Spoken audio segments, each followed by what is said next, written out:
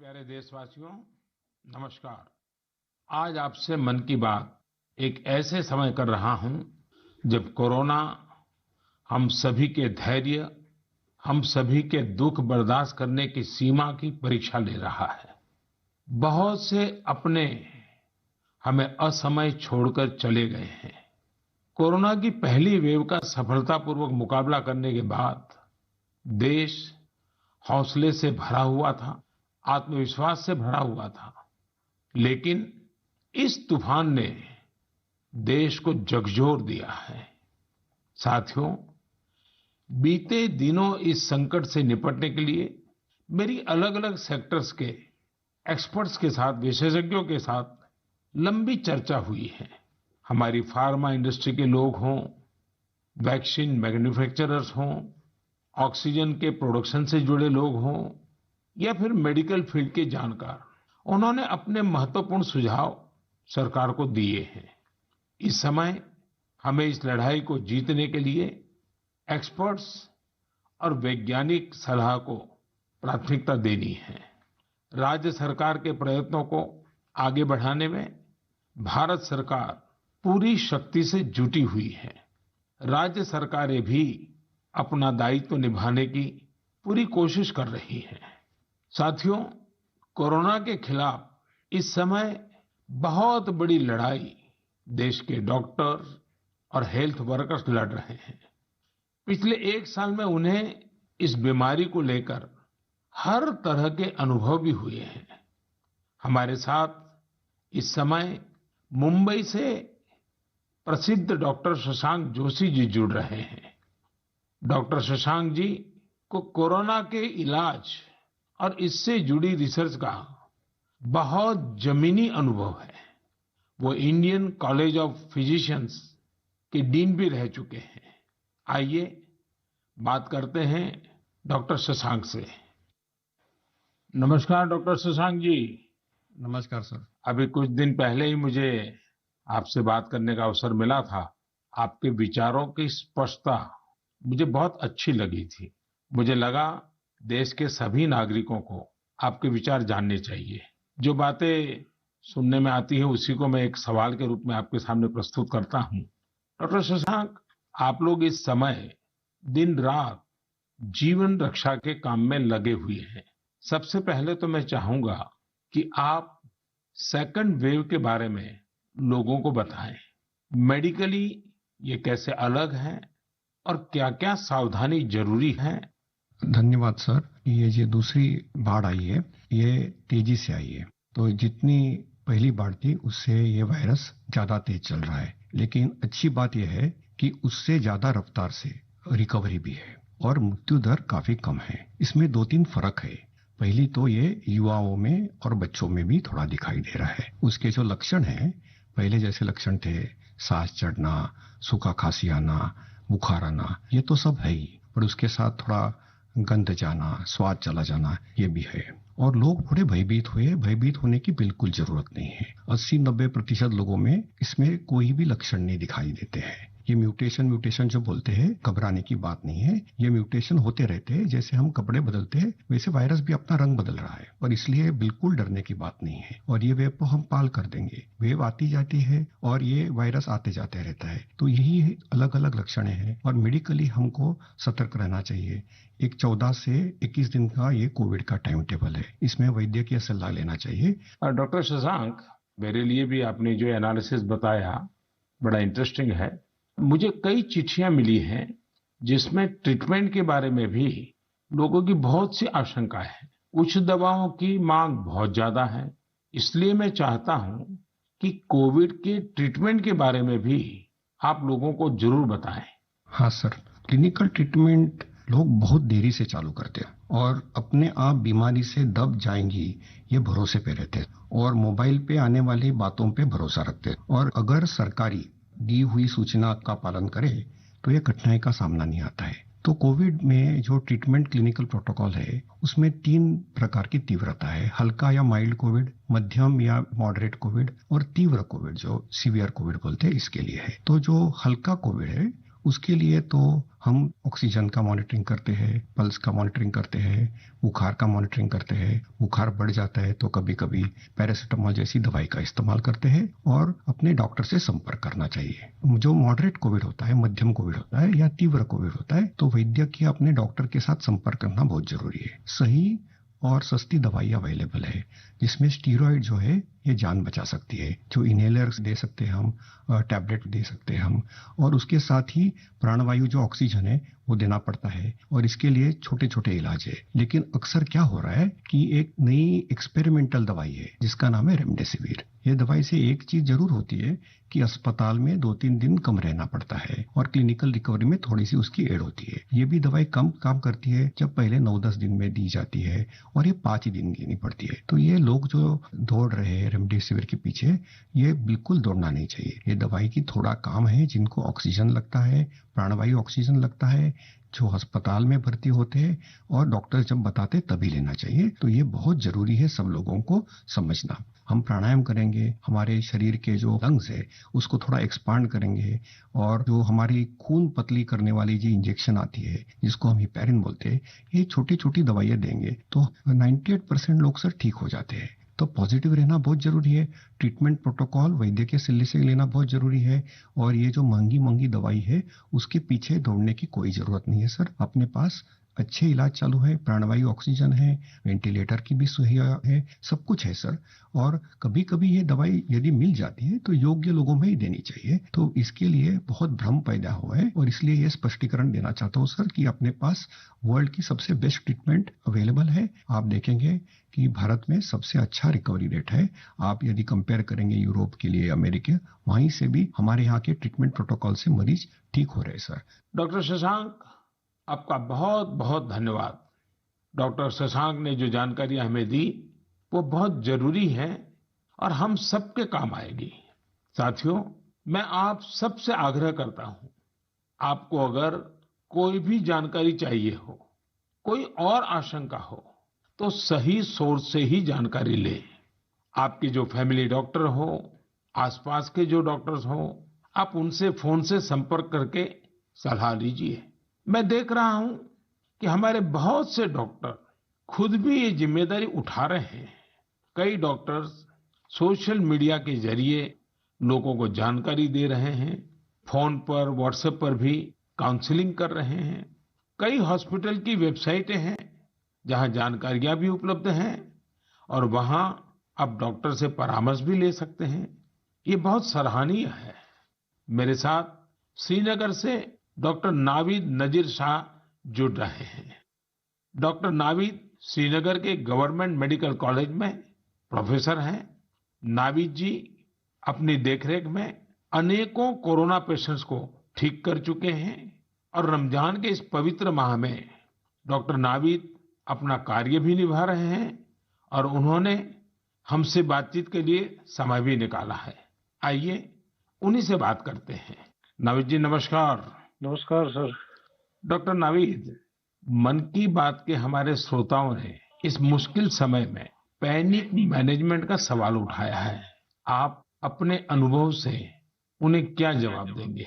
देखिए, जब कोरोना शुरू हुआ तो कश्मीर में जो सबसे पहला हॉस्पिटल डेजिग्नेट हुआ एज कोविड हॉस्पिटल वो हमारा सीडी हॉस्पिटल था जो मेडिकल कॉलेज के अंडर में आता है। तो उस टाइम एक खौफ का माहौल था, लोगों में तो था ही। वो समझते थे शायद कोविड का इन्फेक्शन किसी को हो जाता है तो एक डेथ सेंटेंस माना जाएगा ये। और ऐसे ही जो हमारे अस्पतालों में डॉक्टर साहिबान या पैरामेडिकल स्टाफ काम करते थे उनमें भी एक खौफ का माहौल था कि हम इन पेशेंट्स को कैसे फेस करेंगे, हमें इन्फेक्शन होने का खतरा तो नहीं है। लेकिन जो ही टाइम गुजरा हमने भी देखा कि अगर पूरी तरीके से हम जो प्रोटेक्टिव गियर पहने और एहतियाती तदाबीर जो है उन पे अमल करें तो हम भी सेफ रह सकते हैं और हमारा जो बाकी स्टाफ है वो भी सेफ रह सकता है। और आगे आगे जब भी हम देखते गए तो ये मरीज जो कुछ लोग बीमार थे, कुछ एसिम्प्टोमेटिक थे यानी कि उनमें कोई बीमारी के कोई लक्षण नहीं थे, हमने देखा कि करीब करीब 90-95% से ज्यादा जो मरीज है वो खुद विदाउट एनी मेडिकेशन भी ठीक हो जाते हैं। तो वक्त जैसे गुजरता गया तो लोगों में जो कोरोना का एक डर था वो बहुत कम हो गया। आज की बात जो हम ये सेकंड वेव जो इस टाइम हमारी आई है इस कोरोना में, इस टाइम भी हमें पैनिक होने की जरूरत नहीं है। इस मौके पे भी हम अगर जो प्रोटेक्टिव मेजर्स हैं, जो एसओपीज हैं, अगर उन पे हम अमल करेंगे, जैसे मास्क पहनना, हैंड सैनिटाइजर का यूज करना, इसके अलावा फिजिकल डिस्टेंस मेंटेन करना या सोशल गैदरिंग्स हम अवॉइड करें, तो हम अपना रोजमर्रा का काम भी बखूबी निभा सकते हैं और इस बीमारी से प्रोटेक्शन भी पा सकते हैं। डॉक्टर नावीद, वैक्सीन को लेकर भी लोगों के कई सारे सवाल हैं, जैसे कि वैक्सीन से कितनी सुरक्षा मिलेगी, वैक्सीन के बाद कितना आश्वस्त रह सकते हैं। आप कुछ बात इसमें बताएं तो श्रोताओं को बहुत लाभ होगा। जब कोरोना का इन्फेक्शन सामने आया, तब से आज तक हमारे पास अभी कोविड-19 के अगेंस्ट कोई इफेक्टिव ट्रीटमेंट अवेलेबल नहीं है। तो हम इस बीमारी को फाइट दो ही चीजों से कर सकते हैं, एक तो प्रोटेक्टिव मेजर, और हम पहले से ही कह रहे थे कि अगर कोई इफेक्टिव वैक्सीन हमारे पास आए तो वो हमें इस बीमारी से निजात दिला सकता है। और हमारे मुल्क में 2 वैक्सीन इस टाइम अवेलेबल है, कोवैक्सीन है, कोविशील्ड है, जो यहीं पे बना हुआ वैक्सीन है। और कंपनीज भी अपनी जो उन्होंने ट्रायल्स की हैं, तो उसमें भी देखा गया है कि इसकी एफिकेसी जो है वो 60% से ज्यादा है। अगर हम जम्मू कश्मीर की बात करें, हमारी यूटी में अभी तक 15 से 16 लाख तक लोगों ने अभी ये वैक्सीन लगाया है। हाँ, सोशल मीडिया में काफी इसके जो मिसकंसेप्शन या मिथ्स इसमें आए थे कि ये साइड इफेक्ट्स हैं। अभी तक हमारी जो भी यहाँ पे वैक्सीन लगे हैं, कोई साइड इफेक्ट उनमें नहीं पाया गया है। सिर्फ जो आम हर किसी वैक्सीन के साथ एसोसिएटेड होता है, किसी को बुखार आना, पूरे बदन में दर्द, या लोकल साइट जहाँ पे इंजेक्शन लगता है वहाँ पे पेन होना, ऐसे ही साइड इफेक्ट्स हमने हर मरीज में देखे हैं। तो कोई ग्रॉस हमने कोई एडवर्स इफेक्ट नहीं देखा है। हाँ, और दूसरी बात, लोगों में ये भी आशंका थी कि कुछ लोग आफ्टर वैक्सीनेशन यानी वैक्सीन टीकाकरण के बाद पॉजिटिव हो गए। इसमें कंपनी से ही गाइडलाइन है कि उसमें अगर किसी को टीका लगा है उसके बाद उसको इन्फेक्शन हो सकता है, वो पॉजिटिव हो सकता है, लेकिन जो बीमारी की सीवियरिटी है यानी बीमारी की शिद्दत जो है उन मरीजों में उतनी नहीं होगी। यानी कि वो पॉजिटिव हो सकते हैं, लेकिन जो बीमारी है वो एक जानलेवा बीमारी उनमें साबित नहीं हो सकती है। इसलिए जो भी ये मिसकंसेप्शंस हैं वैक्सीन के बारे में, वो हमें दिमाग से निकालने चाहिए। और जिसकी बारी आई, क्योंकि 1 मई से हमारा पूरे मुल्क में जो भी 18 साल से ज्यादा की उम्र के हैं उनको वैक्सीन लगाने का कार्यक्रम शुरू होगा, तो लोगों से अपील यही करेंगे कि आप आए, वैक्सीन लगवाएं और अपने आप को भी प्रोटेक्ट करें, और ओवरऑल हमारी सोसाइटी और हमारी कम्युनिटी इससे प्रोटेक्ट हो जाएगी कोविड-19 के इन्फेक्शन से। डॉक्टर नावीद, आपका बहुत बहुत धन्यवाद और आपको रमजान के पवित्र महीने की बहुत बहुत शुभकामनाएं। बहुत बहुत शुक्रिया। साथियों, कोरोना की इस संकट काल में वैक्सीन की अहमियत सभी को पता चल रही है। इसलिए मेरा आग्रह है कि वैक्सीन को लेकर किसी भी अफवाह में न आए। आप सभी को मालूम भी होगा कि भारत सरकार की तरफ से सभी राज्य सरकारों को फ्री वैक्सीन भेजी गई है, जिसका लाभ 45 साल की उम्र के ऊपर के लोग ले सकते हैं। अब तो 1 मई से देश में 18 साल के ऊपर के हर व्यक्ति के लिए वैक्सीन उपलब्ध होने वाली है। अब देश का कॉरपोरेट सेक्टर, कंपनियां भी अपने कर्मचारियों को वैक्सीन लगाने के अभियान में भागीदारी निभा पाएगी। मुझे ये भी कहना है कि भारत सरकार की तरफ से मुफ्त वैक्सीन का जो कार्यक्रम अभी चल रहा है वो आगे भी चलता रहेगा। मेरा राज्यों से भी आग्रह है कि वो भारत सरकार के इस मुफ्त वैक्सीन अभियान का लाभ अपने राज्य के ज्यादा से ज्यादा लोगों तक पहुंचाएं। साथियों, हम सब जानते हैं कि बीमारी में हमारे लिए अपने परिवार की देखभाल करना मानसिक तौर पर कितना मुश्किल होता है, लेकिन हमारे अस्पतालों के नर्सिंग स्टाफ को तो यही काम लगातार कितने ही मरीजों के लिए एक साथ करना होता है। ये सेवा भाव हमारे समाज की बहुत बड़ी ताकत है। नर्सिंग स्टाफ द्वारा की जा रही सेवा और परिश्रम के बारे में सबसे अच्छे से तो कोई नर्स ही बता सकती है। इसलिए मैंने रायपुर के doctor B.R. Ambedkar medical college hospital में अपनी सेवाएं दे रही सिस्टर भावना ध्रुव जी को मन की बात में आमंत्रित किया है। वो अनेकों कोरोना मरीजों की देखभाल कर रही हैं। आइए उन्हीं से बात करते हैं। नमस्कार भावना जी। आदरणीय प्रधानमंत्री जी नमस्कार। भावना जी, यस सर। मन की बात सुनने वालों को आप जरूर ये बताइए कि आपके परिवार में इतनी सारी जिम्मेवारियां, इतने सारे मैंने मल्टीटास्क, और उसके बाद भी आप कोरोना के मरीजों के साथ काम कर यस रही सर। हैं। कोरोना के मरीजों के साथ आपका जो अनुभव रहा वो जरूर देशवासी सुनना चाहेंगे, क्योंकि सिस्टर जो होती हैं, नर्सेज जो होते हैं, वो यस सर। पेशेंट के सबसे निकट होती है और सबसे लंबे समय तक होती हैं। Yes sir. तो वो हर चीज को बड़ी बारीकी से समझ सकती हैं। जी बताइए। जी सर, मेरा टोटल एक्सपीरियंस कोविड में सर 2 मंथ का है सर। हम 14 डेज ड्यूटी करते हैं और 14 डेज के बाद हमें रेस्ट दिया जाता है। फिर 2 महीने बाद हमारा ये कोविड ड्यूटी रिपीट होता है सर। जब सबसे पहले मेरी कोविड ड्यूटी लगी तो सबसे पहले मैं अपने फैमिली मेंबर्स को ये कोविड ड्यूटी की बात शेयर करी। ये मई की बात है और मैं ये जैसे ही मैंने शेयर किया, सबके सब डर गए, घबरा गए मुझसे। कहने लगे कि बेटा ठीक से काम करना। एक इमोशनल सिचुएशन था सर बीच में, जब मेरी बेटी मुझसे पूछी, मम्मा आप कोविड ड्यूटी जा रहे हो, तो उस समय बहुत ही ज्यादा मेरे लिए इमोशनल मोमेंट था। लेकिन जब मैं कोविड पेशेंट के पास गई तो मैं एक जिम्मेदारी घर में छोड़ के गई, और जब मैं कोविड पेशेंट से मिली सर तो वो उनसे और ज्यादा घबराए हुए थे। कोविड के नाम से सारे पेशेंट इतना डरे हुए थे सर कि उनको समझ में ही नहीं आ रहा था कि उनके साथ क्या हो रहा है, हम आगे क्या करेंगे। हम उनके डर को दूर करने के लिए उनसे बहुत अच्छे से हेल्दी एनवायरनमेंट दिए सर उन्हें। हमें जब ये कोविड ड्यूटी करने को कहा गया तो सर सबसे पहले हमको पीपी किट पहनने के लिए कहा गया सर, जो कि बहुत ही कठिन है। पीपी किट को पहन करके ड्यूटी करना सर, ये बहुत टफ था हमारे लिए। मैंने 2 मंथ की ड्यूटी में हर जगह 14-14 दिन ड्यूटी किए, वार्ड में, आईसीयू में, आइसोलेशन में सर। यानी कुल मिलाकर तो आप 1 साल से इसी काम को कर रही है। Yes sir. वहाँ जाने से पहले मुझे नहीं पता था कि मेरे कलीग्स कौन है।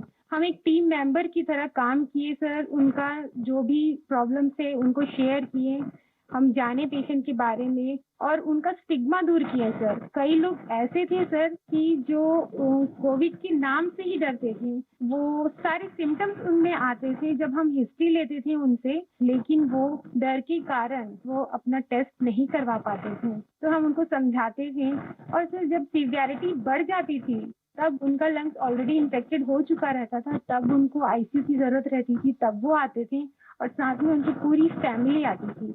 तो ऐसा 1-2 केस हमने देखा सर, और ऐसा भी नहीं कि हर एक एज ग्रुप के साथ काम किया सर हमने, जिसमें छोटे बच्चे थे, महिला, पुरुष, बुजुर्ग, सारे तरह के पेशेंट थे सर। उन सबसे हमने बात करी तो सबने कहा कि हम डर की वजह से नहीं आ पाए। सबका यही हमें आंसर मिला सर। तो हम उनको समझाएं सर कि डर कुछ नहीं होता है, आप हमारा साथ दीजिए, हम आपका साथ देंगे, बस आप जो भी प्रोटोकॉल्स है उसे फॉलो कीजिए, बस हम इतना उनसे कर पाए सर। भावना जी, मुझे बहुत अच्छा लगा आपसे बात कर करके। आपने काफी अच्छी जानकारियां दी हैं, अपने स्वयं के अनुभव से दी हैं। तो जरूर देशवासियों को इससे एक पॉजिटिविटी का मैसेज जाएगा। आपका बहुत बहुत धन्यवाद भावना जी।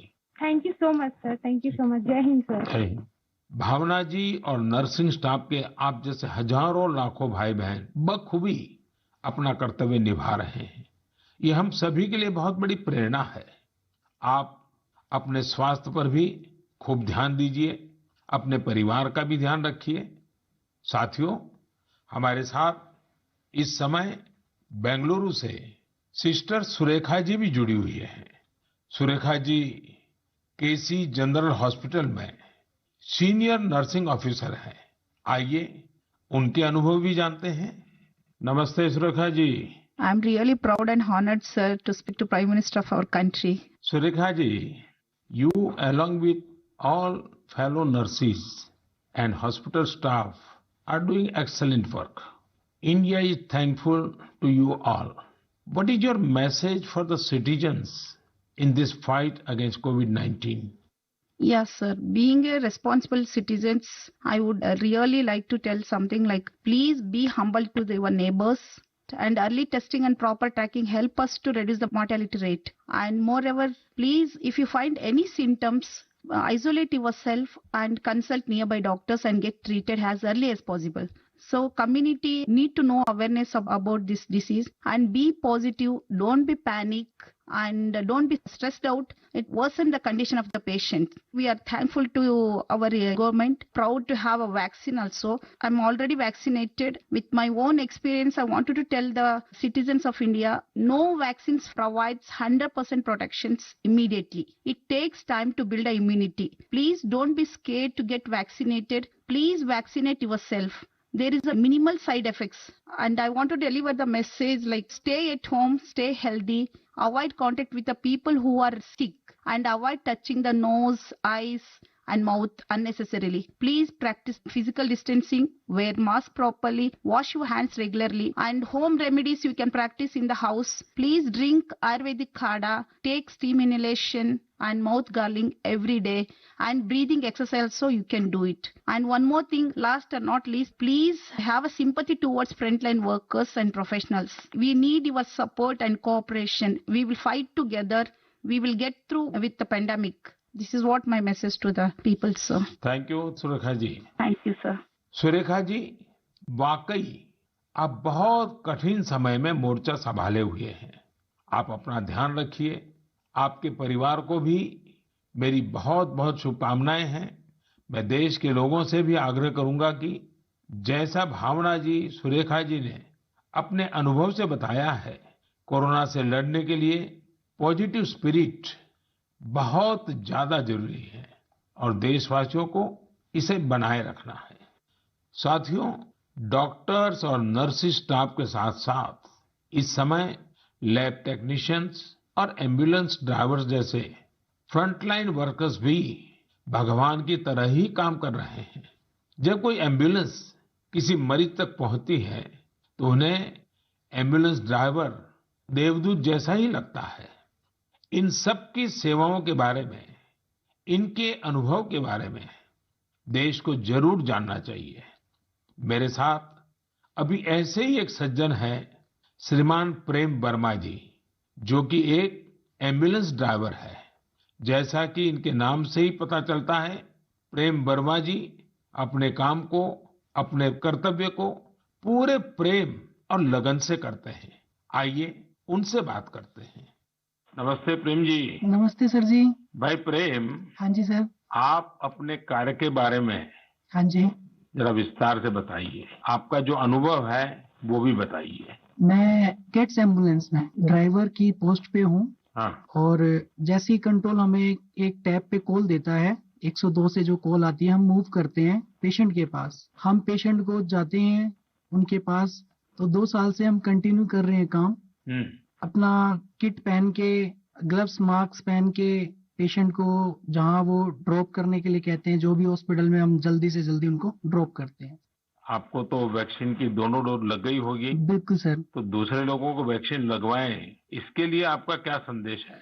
सर बिल्कुल सभी को ये डोज लगवानी चाहिए और अच्छी ही है फैमिली के लिए भी। अब मुझे मेरी मम्मी कहती है ये नौकरी छोड़ दो। मैंने बोला मम्मी अगर मैं भी नौकरी छोड़ के बैठ जाऊंगा तो सब और पेशेंट को कैसे कौन छोड़ने जाएगा, क्योंकि सब इस कोरोना काल में सब भाग रहे हैं, सब नौकरी छोड़ के जा रहे हैं। मम्मी भी मुझे बोलती है कि बेटा ये नौकरी छोड़ दे। मैंने बोला नहीं मम्मी, मैं नौकरी नहीं छोड़ूंगा। प्रेम जी, माँ को दुखी मत करना, नहीं माँ सर को समझाना। हाँ जी। लेकिन ये जो आपने माँ वाली बात बताई ना, हाँ जी, ये बहुत ही छूने वाली है। आपकी माता जी को भी हाँ जी मेरा प्रणाम कहिएगा। बिल्कुल। हाँ। हाँ जी। और प्रेम जी, मैं आपके माध्यम से हाँ जी। ये एम्बुलेंस चलाने वाले हमारे ड्राइवर भी हाँ जी। कितना बड़ा रिस्क लेकर के काम कर रहे हैं, हाँ जी। और हर एक की माँ क्या सोचती है, बिल्कुल सर। ये बात जब श्रोताओं तक पहुंचेगी, हाँ जी। मैं जरूर मानता हूँ कि उनको भी दिल को छू जाएगी। हाँ जी। प्रेम जी, बहुत बहुत धन्यवाद। आप एक प्रकार से प्रेम की गंगा बहा रहे हैं। धन्यवाद सर जी। धन्यवाद भैया। धन्यवाद। साथियों, प्रेम वर्मा जी और इन जैसे हजारों लोग आज अपना जीवन दांव पर लगाकर लोगों की सेवा कर रहे हैं। कोरोना के खिलाफ इस लड़ाई में जितने भी जीवन बच रहे हैं उसमें एम्बुलेंस ड्राइवर्स का भी बहुत बड़ा योगदान है। प्रेम जी, आपको और देश भर में आपके सभी साथियों को मैं बहुत बहुत साधुवाद देता हूं। आप समय पर पहुंचते रहिए, जीवन बचाते रहिए। मेरे प्यारे देशवासियों, ये सही है कि कोरोना से बहुत लोग संक्रमित हो रहे हैं, लेकिन कोरोना से ठीक होने वाले लोगों की संख्या भी उतनी ही ज्यादा है। गुरुग्राम की प्रीति चतुर्वेदी जी ने भी हाल ही में कोरोना को हराया है। प्रीति जी मन की बात में हमारे साथ जुड़ रही हैं। उनके अनुभव हम सबके काफी काम आएंगे। प्रीति जी नमस्ते। नमस्ते सर, कैसे हैं आप? मैं ठीक हूँ जी। सबसे पहले तो मैं आपकी कोविड-19 से जी सफलतापूर्वक लड़ने के लिए जी, सराहना करूंगा। थैंक यू सो मच मेरी सर। कामना है आपका स्वास्थ्य और तेजी से बेहतर हो। जी शुक्रिया सर। प्रीति जी, हाँ जी सर। ये सिर्फ आपके परिवार में आप ही का नंबर लगा कि परिवार के और सदस्य भी इसमें फंस गए? नहीं नहीं सर, मैं अकेली ही हुई थी। चलिए, आज पॉजिटिव। भगवान की कृपा रही। अच्छा, मैं चाहूंगा हाँ जी कि सर। आप अपने इस पीड़ा के अवस्था के कुछ अनुभव अगर साझा करें तो जी सर। शायद जो श्रोता है उनको हाँ भी जी। ऐसे समय कैसे अपने आप को संभालना चाहिए इसका मार्गदर्शन मिलेगा। जी सर, जरूर सर। इनिशियली इस स्टेज में मेरे को बहुत ज्यादा लेथार्जिक, मतलब बहुत सुस्ती सुस्ती आया, और उसके बाद ना मेरे गले में थोड़ी सी खराश होने लगी। तो उसके बाद ना मेरा थोड़ा सा मेरे को लगा कि ये सिम्टम्स है, तो मैंने टेस्ट कराया। दूसरे दिन रिपोर्ट आते ही जैसे मेरे को पॉजिटिव हुआ, मैं अपने आप को क्वारंटीन कर लिया, एक रूम में आइसोलेट करके। अब डॉक्टर्स के साथ कंसल्ट करा मैंने उनसे, उनकी मेडिकेशन स्टार्ट कर दी। तो आपका परिवार बच गए आपके क्विक जी एक्शन सर। के कारण। जी सर, वो बाकी सबका भी बाद में कराया था, बाकी सब नेगेटिव थे, मैं ही पॉजिटिव थे। उससे पहले मैंने अपने आप को आइसोलेट कर लिया था एक रूम के अंदर। अपनी जरूरत का सारा सामान रख के उसको मैं अपने आप अंदर कमरे में बंद हो गई थी। और उसके साथ साथ मैंने फिर डॉक्टर के साथ मेडिकेशन स्टार्ट कर दी। तो मैंने मेडिकेशन के साथ साथ ना मैंने योगा, आयुर्वेदिक, और साथ में मैंने ना काढ़ा भी लेना शुरू कर दिया था अपनी इम्यूनिटी बूस्ट करने के लिए। और सर मैं दिन में, मतलब जब भी अपना भोजन वगैरह लेती थी, उससे मैंने हेल्दी फूड जो कि प्रोटीन रिच डाइट थी वो लिया। मैंने बहुत सारा फ्लूइड लिया, मैंने स्टीम लिया, गार्गल किया और हॉट वाटर लिया। मैंने दिन भर मैं इन सब चीजों को ही अपने उस जीवन में लेती आई डेली। और सर इन दिनों में ना सबसे बड़ी बात मैं बोलना चाहूंगी कि घबराना तो बिल्कुल नहीं है, बहुत मेंटली स्ट्रांग करना, जिसके लिए मेरे को ना योगा ने बहुत ज्यादा, ब्रीदिंग एक्सरसाइज करती थी ना, उससे मुझे अच्छा लगता था उसको करने से मुझे। अच्छा प्रीति जी, जब अब आपका प्रोसेस पूरा हो गया, आप संकट से बाहर निकल आई, हाँ अब जी। आपका टेस्ट भी नेगेटिव आ गया है, हाँ जी तो सर। फिर आप अपने स्वास्थ्य के लिए, जी इसके सर। देखभाल के लिए अभी क्या कर रही है? सर मैंने एक तो योगा बंद नहीं किया है, ठीक है। मैंने काढ़ा अभी भी ले रही हूँ, और अपनी ना इम्यूनिटी बूस्ट रखने के लिए मैं अच्छा हेल्दी फूड खा रही हूँ अभी, जो कि मैं बहुत अपने आप को नेग्लेक्ट कर लेती थी, उस पर बहुत ध्यान दे रही हूँ मैं। धन्यवाद Preeti ji. Thank you so much sir. आपने जो जानकारी दी, मुझे लगता है ये बहुत सारे लोगों के काम आएगी। आप स्वस्थ रहें, आपके परिवार के लोग स्वस्थ रहें, मेरी आपको बहुत बहुत शुभकामनाएं। मेरे प्यारे देशवासियों, जैसे आज हमारे मेडिकल फील्ड के लोग, फ्रंटलाइन वर्कर्स, दिन रात सेवा कार्यों में लगे हैं, वैसे ही समाज के अन्य लोग भी इस समय पीछे नहीं है। देश एक बार फिर एकजुट होकर कोरोना के खिलाफ लड़ाई लड़ रहा है। इन दिनों मैं देख रहा हूं, कोई क्वारंटाइन में रह रहे परिवारों के लिए दवा पहुंचा रहा है, कोई सब्जियां, दूध, फल आदि पहुंचा रहा है, कोई एम्बुलेंस की मुफ्त सेवाएं मरीजों को दे रहा है। देश के अलग अलग कोने में इस चुनौतीपूर्ण समय में भी स्वयंसेवी संगठन आगे आकर दूसरों की मदद के लिए जो भी कर सकते हैं वो करने का प्रयास कर रहे हैं। इस बार गांवों में भी नई जागरूकता देखी जा रही है। कोविड नियमों का सख्ती से पालन करते हुए लोग अपने गांव की कोरोना से रक्षा कर रहे हैं। जो लोग बाहर से आ रहे हैं उनके लिए सही व्यवस्थाएं भी बनाई जा रही हैं। शहरों में भी कई नौजवान सामने आए हैं जो अपने क्षेत्र में कोरोना के केस न बढ़े, इसके लिए स्थानीय निवासियों के साथ मिलकर प्रयास कर रहे हैं। यानी एक तरफ देश दिन रात अस्पतालों, वेंटिलेटर्स और दवाइयों के लिए काम कर रहा है, तो दूसरी ओर देशवासी भी जी जान से कोरोना की चुनौती का मुकाबला कर रहे हैं। ये भावना हमें कितनी ताकत देती है, कितना विश्वास देती है। ये जो भी प्रयास हो रहे हैं, समाज की बहुत बड़ी सेवा है। ये समाज की शक्ति बढ़ाते हैं। मेरे प्यारे देशवासियों, आज मन की बात की पूरी चर्चा को हमने कोरोना महामारी पर ही रखा, क्योंकि आज हमारी सबसे बड़ी प्राथमिकता है इस बीमारी को हराना। आज भगवान महावीर जयंती भी है। इस अवसर पर मैं सभी देशवासियों को शुभकामनाएं देता हूं। भगवान महावीर के संदेश हमें तप और आत्म संयम की प्रेरणा देते हैं। अभी रमजान का पवित्र महीना भी चल रहा है, आगे बुद्ध पूर्णिमा भी है, गुरु तेग बहादुर जी का 400वां प्रकाश पर्व भी है। एक महत्वपूर्ण दिन पोचिशे बोईशाख टैगोर जयंती का है। ये सभी हमें प्रेरणा देते हैं अपने कर्तव्य को निभाने की। एक नागरिक के तौर पर हम अपने जीवन में जितनी कुशलता से अपने कर्तव्यों को निभाएंगे, संकट से मुक्त होकर भविष्य के रास्ते पर उतनी ही तेजी से आगे बढ़ेंगे। इसी कामना के साथ मैं आप सभी से एक बार फिर आग्रह करता हूं कि वैक्सीन हम सबको लगवाना है और पूरी सावधानी भी रखनी है। दवाई भी, कड़ाई भी, इस मंत्र को कभी भी नहीं भूलना है। हम जल्द ही साथ मिलकर इस आपदा से बाहर आएंगे। इसी विश्वास के साथ आप सभी का बहुत बहुत धन्यवाद। नमस्कार।